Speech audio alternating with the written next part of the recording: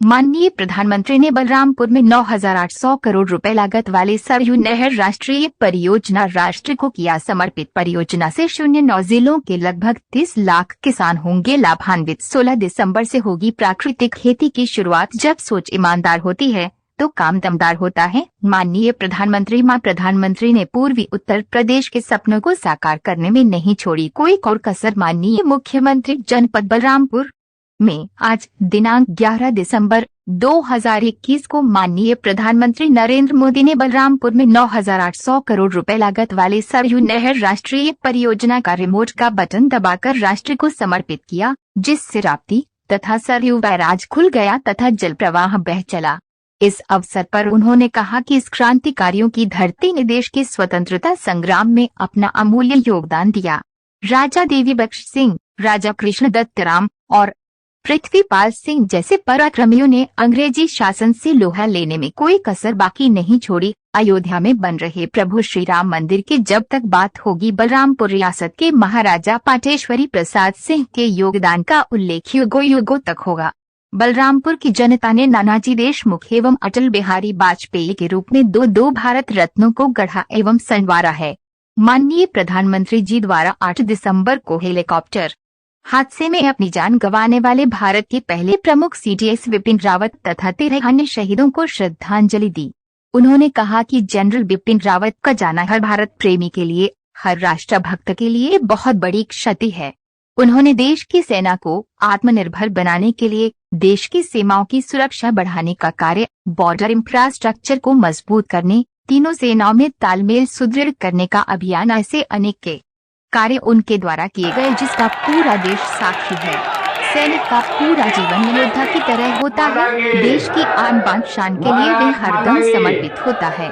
उन्होंने कहा कि यूपी के सपूत ग्रुप कैप्टन वरुण सिंह का जीवन बचाने के लिए डॉक्टर जी जान से लगे हुए हैं। माननीय प्रधानमंत्री जी द्वारा मां पाटेश्वरी से उनके जीवन की रक्षा की प्रार्थना की। माननीय प्रधानमंत्री जी ने कहा कि राष्ट्र प्रथम की भावना को सर्वोपरि रखते हुए देश आज हर वह काम कर रहा है जो कि देश को 21वीं सदी में नई ऊंचाई पर ले जाए। देश के विकास के लिए जरूरी है कि पानी की कमी कभी बाधा न बने, इसलिए देश की नदियों के जल का सदुपयोग हो, किसानों के खेत तक पानी पहुंचे। सरयू नहर राष्ट्रीय परियोजना का पूरा होना इस बात का सबूत है, जब सोच ईमानदार होती है तो काम दमदार होता है। उन्होंने कहा कि इस योजना का दशकों से पूरा होने का इंतजार किया जा रहा था, आज वह सपना पूरा हो रहा है। घाघरा, सरयू, राप्ती, बाणगंगा और रोहिणी नदी की जल शक्ति इस क्षेत्र में समृद्धि का नया दौर लाने वाली है। इस परियोजना का लाभ बलरामपुर के साथ साथ बहराइच, गोंडा, श्रावस्ती, सिद्धार्थनगर, बस्ती, गोरखपुर, महाराजगंज और संत कबीर नगर के लाखों किसान भाइयों को मिलेगा। माननीय प्रधानमंत्री जी ने कहा कि बारिश के मौसम में इस क्षेत्र के लोगों को बाढ़ जैसी परेशानी का सामना करना पड़ता है। सरयू नहर राष्ट्रीय परियोजना से उनका समाधान निकालने में काफी हद तक मदद मिलेगी। उन्होंने कहा कि इस परियोजना से लाखों किसानों को पानी प्राप्त होगा और उनका आशीर्वाद मिलेगा, जो कि जीवन भर कार्य करने की ऊर्जा देगा। उन्होंने कहा कि ऐसे किसान जिनके पास 2 हेक्टेयर से कम की भूमि है, उनके लिए सिंचाई की व्यवस्था जीवन बदलने वाली होती है। उन्होंने किसानों से अपील किया कि पारंपरिक खेती के साथ साथ अधिक आय देने वाली फसल का भी उत्पादन करें। प्रधानमंत्री ने बलरामपुर की मसूर दाल की चर्चा करते हुए कहा कि सरयू नहर परियोजना से सिंचाई के बाद किसान खाद्यान्न के साथ साथ फल फूल, मत्स्य पालन तथा सब्जी उत्पादन से अपनी आय बढ़ा सकेंगे। उन्होंने देश के धन, समय, संसाधन के दुरुपयोग पर पीड़ा व्यक्त करते हुए कहा कि देश के संतुलित एवं संपूर्ण विकास के लिए यह प्रगति की सबसे बड़ी रुकावट है। प्रधानमंत्री ने पिछली सरकारों पर सरयू नहर परियोजना को लटकाने और भटकाने का आरोप लगाते हुए कहा कि योगी सरकार के 4.5 साल के कार्यकाल में इस परियोजना को पूरा किया गया है। उन्होंने कहा कि जब ये परियोजना शुरू हुई थी तो इसकी लागत 100 करोड़ से भी कम थी और वर्तमान समय में 9,800 करोड़ रुपया खर्च करके इस परियोजना को पूरा किया जा सका है।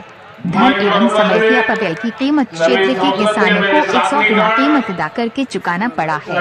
अगर ये पानी उसी समय से मिल गया होता तो वे अपने खेतों में सोना पैदा करते और अपने बच्चों की अच्छी शिक्षा देते। उन्होंने कहा कि भारत सरकार द्वारा किसानों को प्रतिवर्ष 6,000 किसान सम्मान निधि का दिया जा रहा है।